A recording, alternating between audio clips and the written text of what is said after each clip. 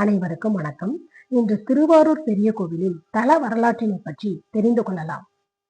முசுகுந்த சக்கரவர்த்தி சிவபெருமான் மீது மிகுந்த பக்தியாக இருந்தார்.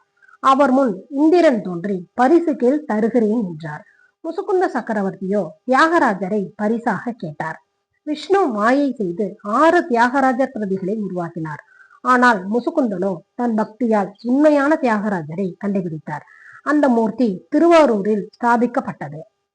பரமசிவன் பார்வதி தேவியுடன் ரத்தின சபையில் அங்கேயர்கண்ணி சமேதமாக தியான நடனம் ஆடியதாக கூறப்படுகிறது. இந்த நடனம் அஜபா நடனம் எனப்படுகிறது. அஜபா நடனம் தினமும் இரவு 12 மணிக்கு பட்டு திரைகளை அசைக்காமல் திரை வழியே காணும் அரிய தரிசனம் ஆகும். ராஜராஜ சோழன் ராஜேந்திர சோழன் காலத்தில் திருவாரூர் கோவில் மிகுந்த செழிப்பு பெற்றது. 56 பிரதான நாயன்மார்களில் பலர் திருவாரூரில் பிறந்தவர்கள். கோவிலை சுற்றியுள்ள பெரிய தாமரை குளம் பண்டைய காலத்தில் சிவபெருமான் பூஜையில் உபயோகித்த நீர் இங்கிருந்தே எடுக்கப்பட்டது. இந்த கோவில் ரதம் உலகிலேயே பெரியது.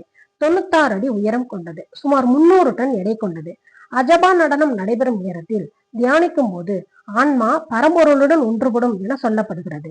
புராணப்படி விஷ்ணுவின் வாகனமான கருடன் தன் பிறப்பு சாபத்தை நீக்க கமலாலய தாமரை குளத்தில் சிவனை வழிபட்டதாக கூறப்படுகிறது. விஷ்ணுவும் பிரம்மாவும் சிவனை பார்த்து யார் பெரியவர் என வாதிட்ட போது சிவன் இந்த சண்டையை முடித்து வைக்க ஆனந்த லிங்க ஒளியாக தோன்றினார். அப்போது தியாகராஜர் திருவாரூரில் தன் தியான நிலையை எடுத்தார் என்று சைவ புராணம் கூறுகிறது. மூலவர் தியாகராஜர், அவரது சக்தி நீலோத்பல நாயகி. தியாகராஜர் வருடத்தில் ஒரு முறை மட்டுமே உலா வருவார். மற்ற நாட்களில் அவரை சோமாஸ்கந்தர் வடிவில் மட்டுமே தரிசிக்க முடியும். கமலாலய தெப்பக்குளம் கோவிலில் உள்ள பெரிய தெப்பக்குளம் ஆகும். ஆண்டுதோறும் தெப்ப திருவிழா நடைபெறும். அரசர் மனுஜாவர்மா, சரபோஜி மகாராஜா போன்றோர் கோவிலின் கலை இசை வளர்ச்சிக்கு பெரிதும் பங்காற்றினர். திருவாரூர் தலம் பஞ்சக்ரோஷ யாத்திரைக்கு புகழ்பெற்றது. திருவாரூரில் இறப்பவர்களுக்கு மறுபிறவி இல்லை என்று கூறப்படுகிறது. திருவாரூரை சேர்ந்தவர் பிறவி சேர்ந்தார் என்ற பழமொழி இத்துடன் தொடர்புடையது. ஆண்டுதோறும் ஆணி திருவாதிரை விழா மற்றும் திருவாரூர் கார் திருவிழா மிக பெரிய அளவில் நடைபெறுகிறது. தியாகராஜர் மூர்த்தி மூலவரின் முன்னிலையில் யோக நிலையில் நடனமாடும் தனித்துவம் உடையவர். இங்கு சிவபெருமான் பரம யோக நிலையில் மறை நடனம் ஆடுவதாக நம்பப்படுகிறது. அந்த நடனம் சோமாஸ்கந்த தரிசனம் மூலம் அறியப்படுகிறது. மூலமூர்த்தியாக தியாகராஜ சுவாமி சோமாஸ்கந்த மூர்த்தி வடிவத்தில் உள்ளார். உபமூர்த்தியாக கமலாம்பாள் அம்மாள் அருளிக்கிறார். இங்கு நந்தி மண்டபத்தில் உள்ள ரத்தின சபை புகழ் பெற்றது.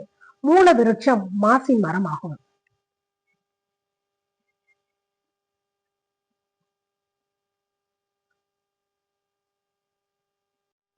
மூல விருட்சம் மாசி மரமாகும்.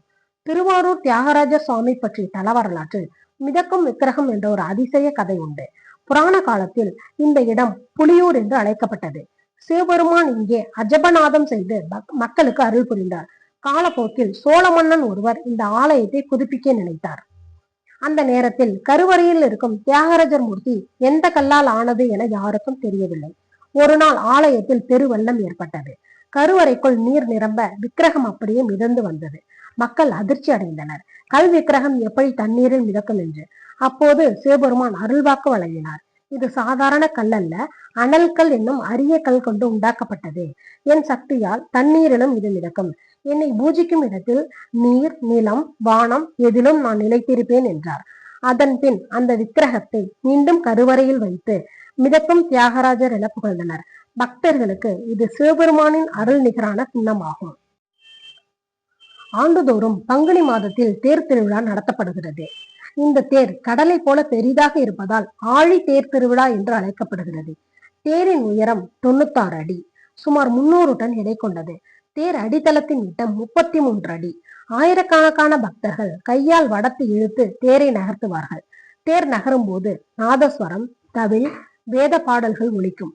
தேர் நகர்வதற்கு தேவையான இடத்தில் தெய்வ சேவர்கள் மரக்கால்களை வைத்து நகர்த்துவர்.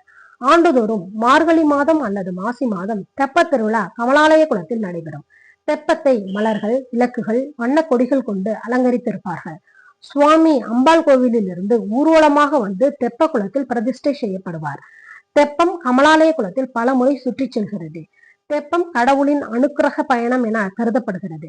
நீரில் மிதக்கும் தெப்பம் உலக வாழ்க்கையின் நிலையற்ற தன்மையும் இறைவனின் அருள்தான் நம்மை நிலைநிறுத்தும் சக்தி என்பதையும் குறிக்கிறது. இதே போல அடுத்து எந்த கோவிலின் தலவரலாறு வேண்டும் என்பதை கமெண்டில் தெரிவிக்கவும். இந்த வீடியோ பிடித்திருந்தால் லைக், ஷேர் அண்ட் சப்ஸ்கிரைப் பண்ணவும். நன்றி.